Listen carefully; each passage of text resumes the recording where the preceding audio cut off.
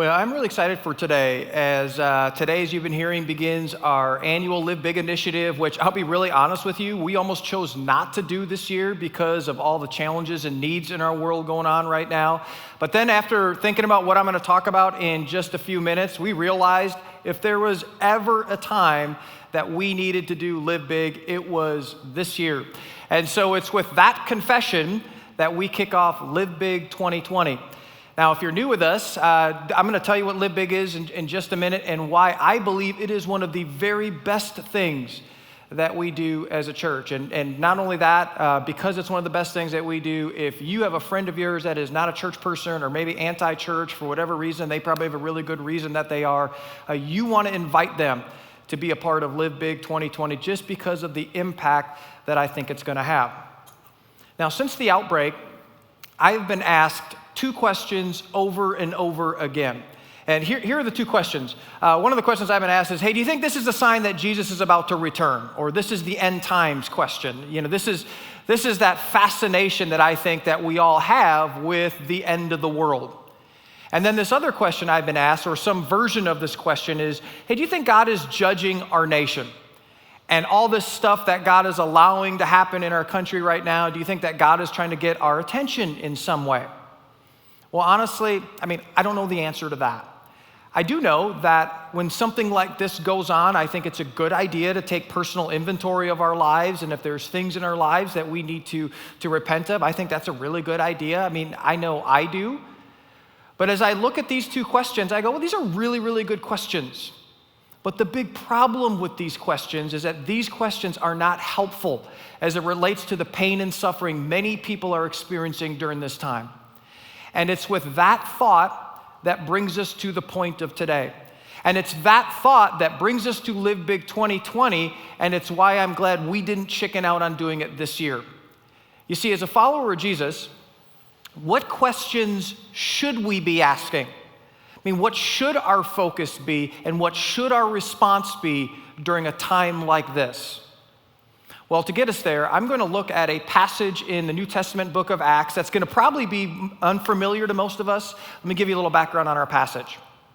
After Jesus has ascended, the disciples all stayed in Jerusalem, and they're spreading the message that Jesus has rose from the dead, and the church just keeps growing and growing, but at the same time, so does the anger the Jewish religious leaders have toward them.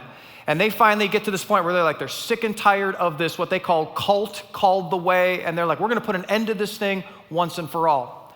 Well, one of the disciples named Stephen, God is doing all these really cool things through him, and word gets to the religious leaders, and they're like, we've had enough of that guy, so let's go get him. And so they arrest him, they bring him in, he has to stand before trial, to where eventually that leads to them dragging him outside the city, and he gets stoned to death, and our guy Stephen becomes the first Christian martyr ever.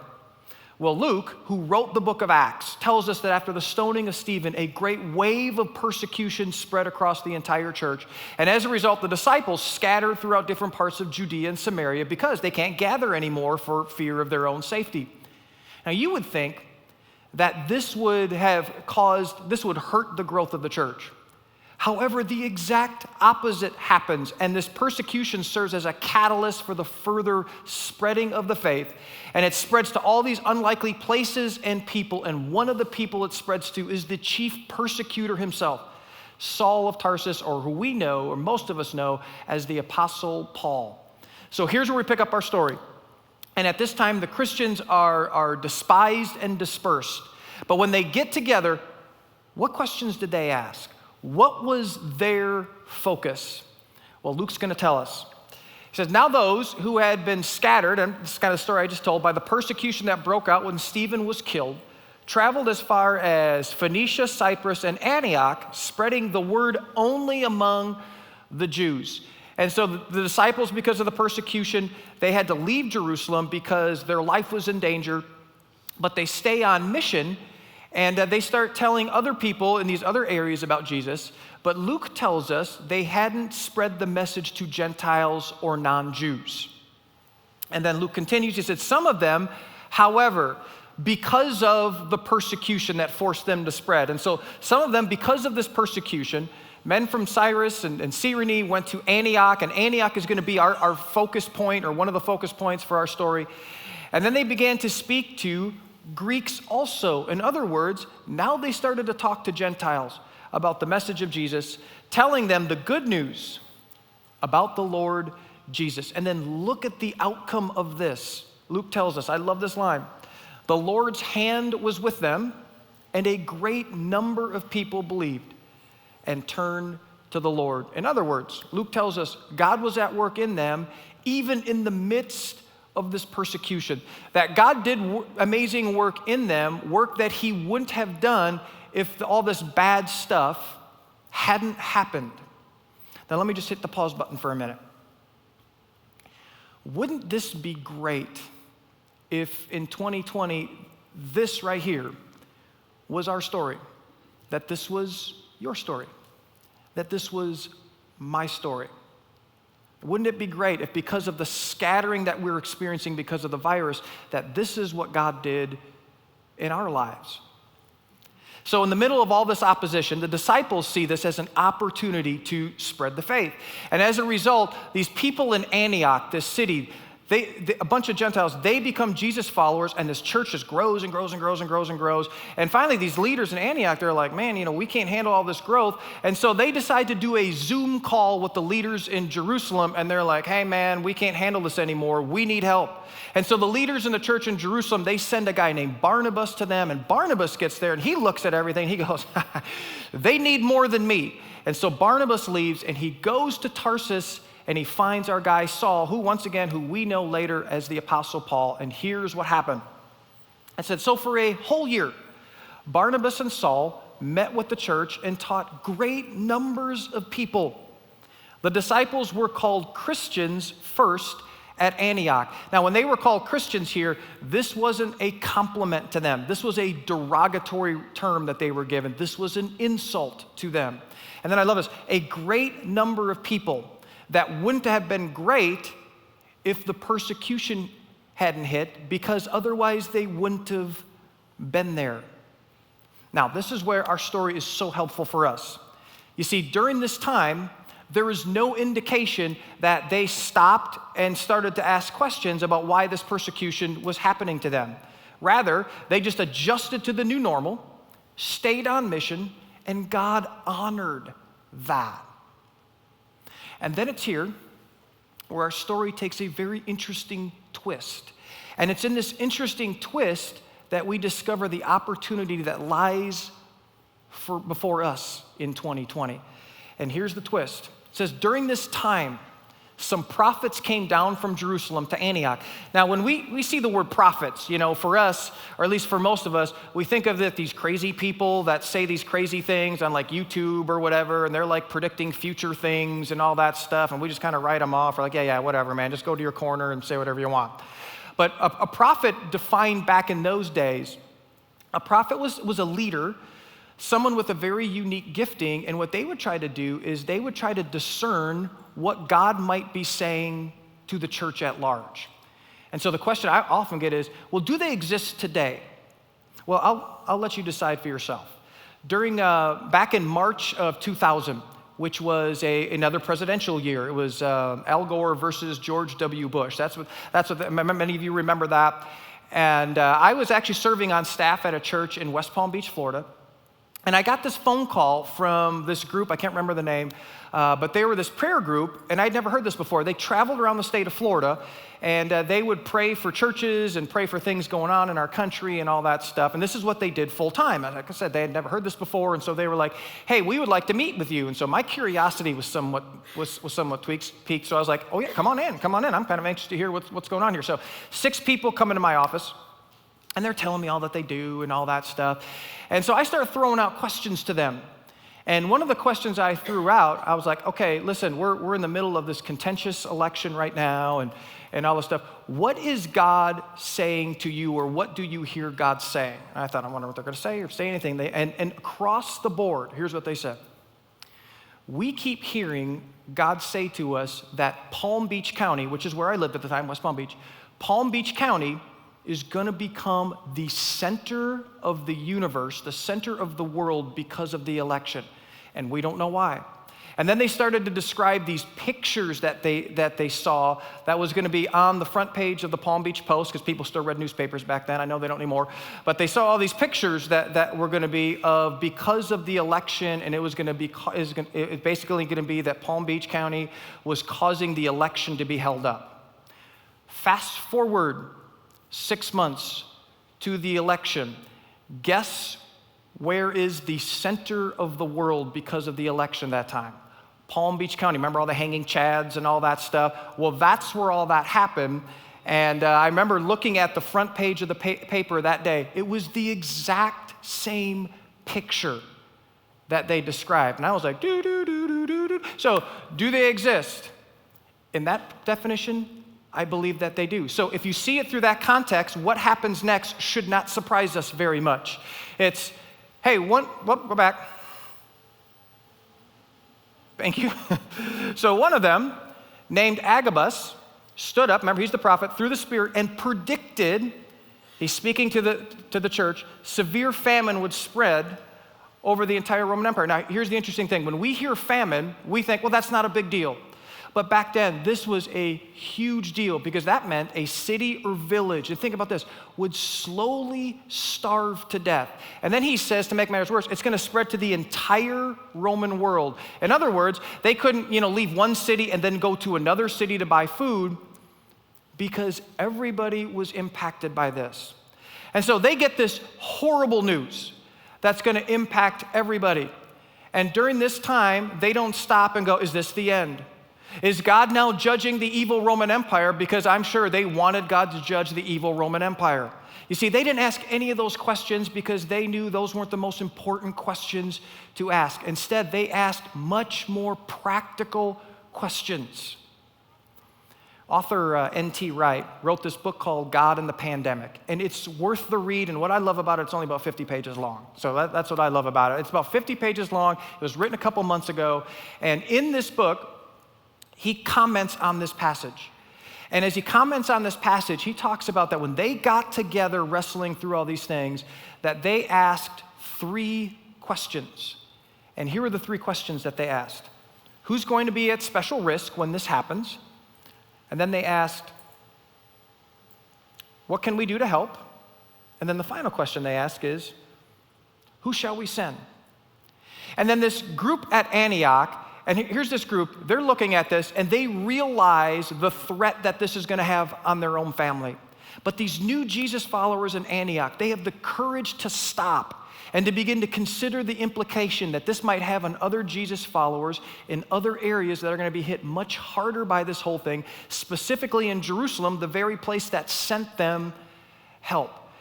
And so Jerusalem is going to get hit harder by this because the Jesus followers in Jerusalem, they couldn't work. They had been expelled from the temple, and they were poor and they were vulnerable.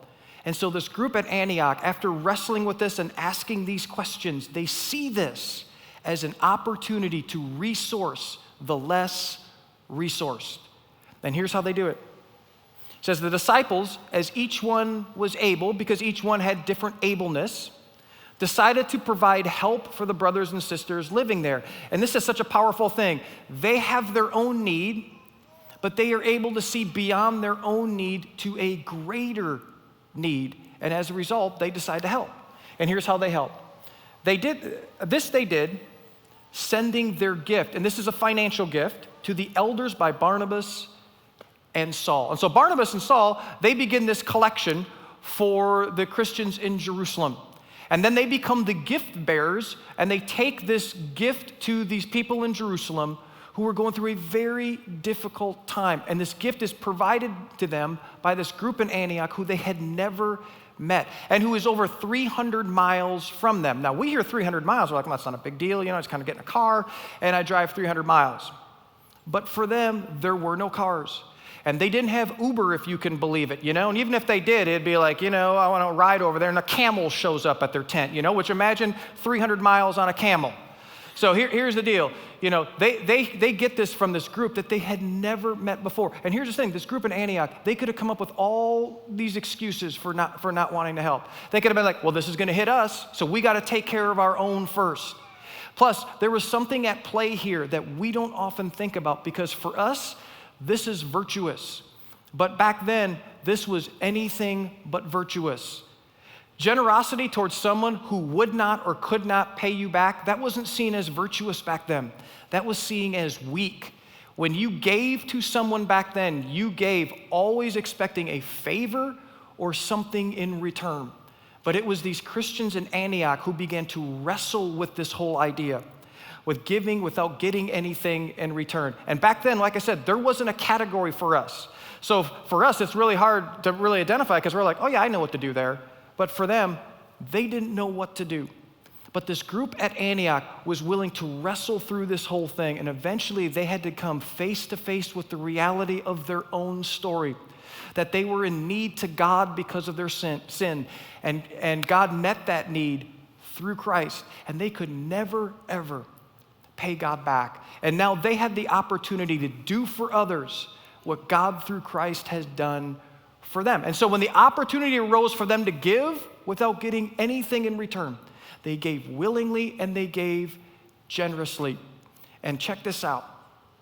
This is the first time in recorded history that a multicultural group gave to a group of people that they had never met.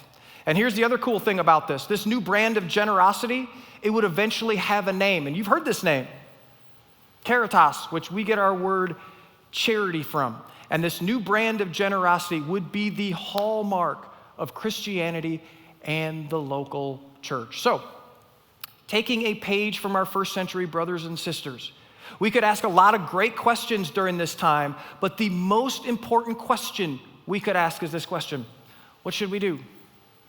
And Live Big is a big part of our answer. Now, if you're new with us, the name Live Big actually comes from something that Jesus said. And what's interesting about it is we don't hear it coming from Jesus. We actually hear about it coming from the Apostle Paul, who was quoting Jesus. And so this served as a core value to the early Christians. It's why the Antioch Christians did what they did. And so here's our guy Paul quoting Jesus. And here's what he says. In everything, and this is Paul talking, in everything I did, I showed you that by this kind of hard work, we must help the weak. We must help those in need, the less fortunate. In this context, those hit hardest by what's going on right now. Remembering the words of the Lord Jesus himself said, here's Paul quoting Jesus, it is more blessed. And it's Paul's way of saying, it's a better way to live. It is more blessed to give than to receive. Now, Paul's not saying that it's bad to receive. We all need times to receive. He's just saying, a better way to live is to give more away than we receive because we're all made in the image of God, and God is a giver. And so each year for Live Big, we take some time and we reprioritize our lives and we practice giving more than we're receiving.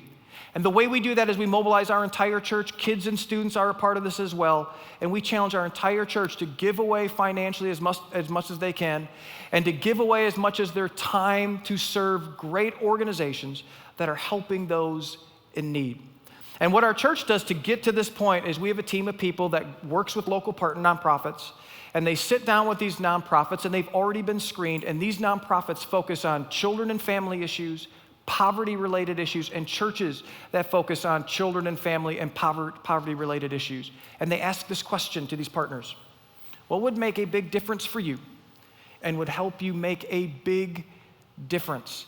And then what these partners do is they give us a wish list. You heard about some of them in the video that have been met in the past. And we collect this wish list, and then as a part of Live Big, we try to meet as many needs as possible for these partners. Now, when I say that we give more than we receive, there are three components of Live Big. And the first component is give, and we're going to talk about that in a minute. And then the second component is serve. This is where we try to get as many people as we can to serve people in need. And what's great about Live Big this year is we have more opportunities to serve than ever before. You can serve at some of the great nonprofits that we are partnering with this year. You can, if you can't leave your home, you can serve right from your home. We have service opportunities for individuals, families, kids, groups, you name it, we can do it. And then the final component is the love component. Everything that we do is the foundation of love because it's what God through Christ has done for us. And so we ask, what does loving like Jesus require of me? during this season. Now today, as we kick off Live Big, today is the give component. And when I mean give, I mean financial. So I mean this right here. Money, money, money, money, money. Now here's what you know. When we put an emoji up on screen, you know how much I love emojis. You know it's an important week, all right? Because that's what emojis mean to me. And so when I think about money, I know church and money, people have all sorts of, does the church want my money? Does the church want my money? Does the church want my money? Let me just say this. For the next 4 weeks, yes, we do. But here's the thing. You need to hear this. We want to take that money, and here's what we want to do with it. We want to give 100% of it away. I want to share with you some of the things on the wish list this year that we have the opportunity to meet, which once again goes to helping those in need. Just some really, really cool stuff this year. These are just a few of them, and then on our website you'll see all of them. First off, City on a Hill, which you heard from Diane earlier in the video. Here's their need. One of their core goals for 2021 is to reach more students in Milwaukee's troubled central city. And they have this faith-based youth program. And so what they want to do is they need a second van. They want to buy a used van that will allow them to transport 50 additional students a week to and from City on a Hill. Another organization, Hope Street, great organization. You heard Ashley in the video. They actually want to purchase some new appliances for half their units at Hope Street. At Hope Street, it's a very transient type place, and so the living arrangements gets worn down, appliances do, and so they want new appliances because when there's new appliances, when they come in there, this just provides dignity and hope for the people that are a part of Hope Street. Another organization, Safe Families, Jennifer, who you heard her, she raised the bar on us this year. Last year, you heard that we were able to provide funding for 10 families, for 10 kids, to be a part of families with Safe Family, and she raised the bar in the video. She said, I want you to do 15 to 20. And so she challenged us. She raised the bar on us. Another organization that we are working with this year is called Pathfinders. They are a homeless youth shelter. Let that just sink in for you a minute. And here's what they're asking. In their wish list, they're seeking support in purchasing gift cards or specific gift items for our youth clients and their children this holiday season. As a part of Live Big, we are working with many school districts. One of the school districts we're working with is the Greenfield School District, and they have this program called Operation Warm, where they've identified 250 kids in their district that do not have winter coats this winter. And so as a part of Operation Warm, we want to be able to fully fund Operation Warm so they can provide coats for all 250 kids. And then one of the international partners we're working with, Stadia and Compassion, who you're going to hear about in a couple of weeks, a phenomenal partnership. We want to fund a survival program for mothers and babies in poverty in Guatemala. And that's just a few of some of the things that we get the opportunity to fund this year as a part of Live Big. Each year, I start with a reference point when it comes to giving towards Live Big. And this reference point it is what it is. It's just kind of a starting point for us because we had to have a starting point. And this year's number is the same as it has the last couple of years. And our starting point for giving is we're challenging everybody to give $40 per individual. Now, I realize because of all that's going on, for some of you're out of work and you can't give anything. Listen, that's okay. This is a no guilt zone. And here's what I know. Your time will come. And you can still be a part of Live Big through serving and through other ways. And so listen, if that's you, it's okay. It's okay. Now, others of you just getting back on your feet. And you're like, Mark, I can't do 40, but maybe I can do 10 or 20. Listen, that's awesome. Now, for others of you, you're going, Mark, I would love to do 40, but if I do 40, I would have to cut back on my Starbucks. I might have to not go out one night. There might be some other things that I have to cut back on. Listen, if you are wrestling with that is a very good thing to wrestle with because what are we talking about? We are talking about taking a season and we're practicing giving more than receiving. But the reality is, for most of us, $40 per individual, come on, you know this. It's not really that big of a deal. I mean, you pay that for your cell phone bill, your cable bill, you go out to eat, and you pay that. I want to challenge you to challenge you and your family as you go through this season. What would it look like to spend less on us so we can give away more to help those in need? No matter where you are, where your starting point might be financially, I want every one of us to have the same starting point when it comes to this journey. It's this: we start with God. And I always tell people when they're going through a season like this that they start with God and they go, God, we're going to open up our hands, we're going to open up our hearts, and we're going to go, what do you want our family, what do you want us as individuals to give away so we can help people that matter to you so much? Is that $40? Is that $400? Is it $4,000? Is it $14,000? I don't know what that is for you. Here's what I know. Just open your hands and your hearts and see what God might want to say to you this year for Live Big. And Live Big is beyond, above and beyond our normal giving, because transfer giving is not living big. Now, I get asked every year as part of Live Big, Mark, what is our financial goal? We never set a financial goal. We only set one goal for Live Big, and it's what I call a participation goal. We want 100% of those who are able to give as a part of Live Big. And then whenever that shakes out, that's fine with me. And that'll shake out where it might. Now, this is our 6th year, and we have given away as a church in 6 years over $400,000 into our community to help those in need. And that's a very significant number for many reasons, but one of the reasons I just love that number is because I know that's many of you taking the call of Jesus seriously and giving more than you receive. And I'm telling you, this is having a huge impact in our community. There is one of the government officials in our area, a prominent one, and he is not a church person, and he has had such bad experiences with churches. And I tell you, when you hear why, you wouldn't blame him. Well, because of what we're doing for Live Big, he's kind of caught on to what's going on here. And so I called him a couple months ago when all the stuff was going on with the pandemic, and I said, hey, what do you need? What does the city need right now? What can we do? And he said this to me. He goes, Mark, the only reason I'm listening to you is because I know you guys will follow through on what you say. And so, we started talking, and that conversation led to other conversations, and that conversation led to people getting together from our church and from the city, and that resulted in Mobilize MKE. And Mobilize MKE, if you remember this, we spearheaded bringing 15 churches together that fed 100,000 meals in a 2-week period. And that was all because of what we do for Live Big. Now, what was interesting about that conversation, I went to him and I said, listen, keep our name out of it. I don't want our name anywhere to be found on it, because that's what I always do when we do things in the community. We don't do it for our name. We do it because that's what we're called to do. And here's what he said to me.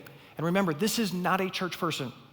He said to me, he goes, no, we're putting your name in this thing, and you have no choice. And the reason we're putting your name into it is because our community has such a bad view of church that our community needs to see the local church doing good things because we benefit from you being here. This was a ripple effect of what we do here every single year. So let me put back up our 3 questions that they asked. What are our answers to these questions? Who's going to be at special risk when this happens? Those hit hardest. And there is a lot of people that have been hit very hard by what is going on right now. The vulnerable, those in need, and not just them, but you know who else has been hit hard? The organizations that help those in need, because their giving has dipped so much. What can we do? We can give generously, financially, and we can give generously of our time. And then, who shall we send? Every single one of us. So, here's how you can give.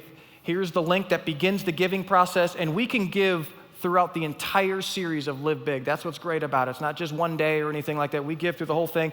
theridgecc.com/Live Big. It's the entire Live Big website. You're going to see all the wish lists there, and there's a give tab and all this stuff. And so this begins the giving bonanza. Now, what's kind of upsetting to me this year is that my wife, Donna, and I, we always give the first gift to Live Big. And we were giving the first gift this year to Live Big when a family actually stepped in front of us and they gave before the whole stinking series started. Now, I wanted to give the check back to them, then see what it was, but okay, it hasn't been deposited yet. Our finance team is holding it just so my wife and I could be the first one. But that is the momentum that we already have as a part of Live Big. And so come on, Greenfield, let's challenge ourselves this year to be generous. Oak Creek, come on, stretch the faith muscle a bit. And if you're watching online, it's so easy to just kind of watch and not engage. We need everybody to be involved. And if you've been a part of Live Big before, don't just go through the motions. Allow God to stretch you. And if you know people, they aren't church people, come on, just go up to them and say, hey, we need you so we can help as many people in need. Now, here's where we're going through the series.